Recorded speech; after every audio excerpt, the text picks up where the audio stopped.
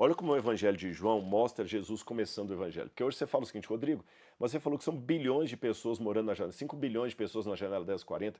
Como é que nós vamos atingir? Bom, quando Jesus começou com o cristianismo, havia milhões de pessoas no mundo, e Jesus era ele e um bando de camponeses. Mas eu aprendo na Bíblia, mentalidade bíblica, que uma queixada de jumento é só uma queixada de jumento, mas com o poder de Deus nas mãos de Sansão se torna um instrumento de libertação. 5 pães e 2 peixes são só 5 pães e 2 peixes, mas nas mãos de Jesus é alimento para muita gente, para milhares de pessoas. Olha como o Evangelho de João começa a mensagem de Jesus. Diz que Jesus, como começou a pregação dele, ele foi para onde João Batista estava batizando. Por quê? João Batista era parente dele. Jesus começou com os seus. E quando João Batista batiza Jesus, o Evangelho diz que no dia seguinte, João Batista pediu 2 dos seus discípulos, olha a intimidade, e falou para esses discípulos, um era André, o outro, o Evangelho não conta o nome, mas muitos pensam que era o apóstolo João, e falou assim, olha, aquele lá, sigam-no. João Batista fez amigos para Jesus. Ele foi amigo de Jesus, aí ele chegou para os amigos dele e mandou que eles seguissem Jesus.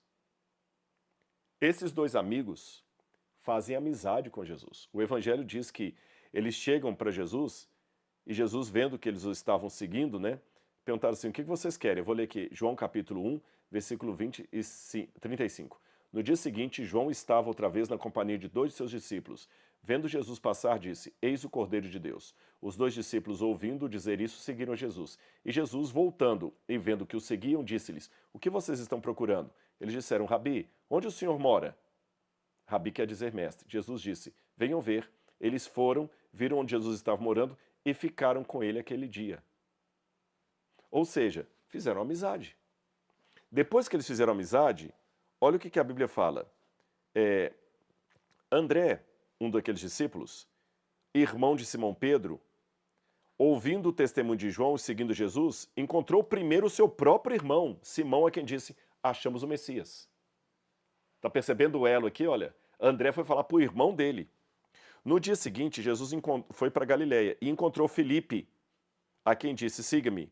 Ora, esse Filipe era de Betsaida, cidade de André e de Pedro. Percebeu? Você está notando os elos que vão sendo formados aqui? Jesus vai para um parente, que é João. João pega 2 pessoas que estavam próximas dele e chama para Jesus. Esses 2 levam os 2 próximos. Assim nós vamos fazendo uma rede de apoio. Você que é médico, se tem alguém médico aqui na live, você pode levar um outro médico a aceitar Jesus. De repente um outro médico vai ouvir com mais facilidade você, que é da área, do que eu que não sou. Você que é juiz de direito, você tem mais acesso a dialogar com um juiz do que eu. Você tem o celular dele. Você come na casa do seu colega. Você nem precisa chamá-lo fora do tribunal de doutor. Ele para você é o João, você é amigo. Amigos levando amigos para Jesus. Aí você pode falar, Rodrigo, mas sabe qual é a minha dificuldade? Eu não consigo entender a Bíblia. Por que tanta gente tem dificuldade de compreender a Bíblia? Você fala assim, eu até estudo Bíblia comentada com você. Eu vou explicar uma das razões. E vou te dar outra receita. Olha esse mapa aqui. Aí você está vendo o mapa de Israel. Na parte superior você está vendo o Mar da Galileia. Está vendo aí? Na parte de baixo, o Mar Morto. Entre o Mar da Galileia e o Mar Morto tem o Rio Jordão. O Rio Jordão desce das colinas de Golã, do Monte Hermon, de Bânias, de Dan. O Rio Jordão desce e forma o Mar da Galileia. Depois que ele forma o Mar da Galileia, ele sai do Mar da Galileia, continua descendo e forma o Mar Morto. Só que ele não sai do Mar Morto para lugar algum. Ou seja, o Mar da Galileia recebe as águas do Jordão e as despacha. O Mar Morto só recebe e não passa para frente. Volta para mim. O Mar da Galileia, por receber águas e transmitir águas, ele é um mar vivo, ele tem peixe e foi palco de muitos milagres de Jesus. O Mar Morto não, ele só recebe. Não dá água para lugar nenhum. O nome já diz tudo, Mar Morto. Não tem nenhum peixe ali. Nenhum milagre de Jesus foi feito no Mar Morto. Qual a diferença dos dois? Um recebe e passa para frente. O outro só recebe. Você passa para frente o conhecimento bíblico que você recebeu ou você só recebe? Lembra que temos que dar o pão e o vinho. O pão e a palavra. No milagre da multiplicação dos pães, Jesus multiplicou pães e peixes. Mas quem distribuiu para o povo? Os discípulos. E cada vez que eles distribuíam o pão, que a cesta ficava vazia, eles tinham que voltar a Jesus para que Jesus abençoasse a cesta para encher de novo. E nesse processo de distribuir e voltar a Jesus, eles estavam constantemente indo e voltando a Cristo. Percebeu? Imagina se eles não fizessem isso. Se eles só ficassem com a cesta parada, eu já recebi de Jesus, aqui tá bom. Eles não iriam ir e voltar em Jesus. Volta para mim aqui. A receita é simples.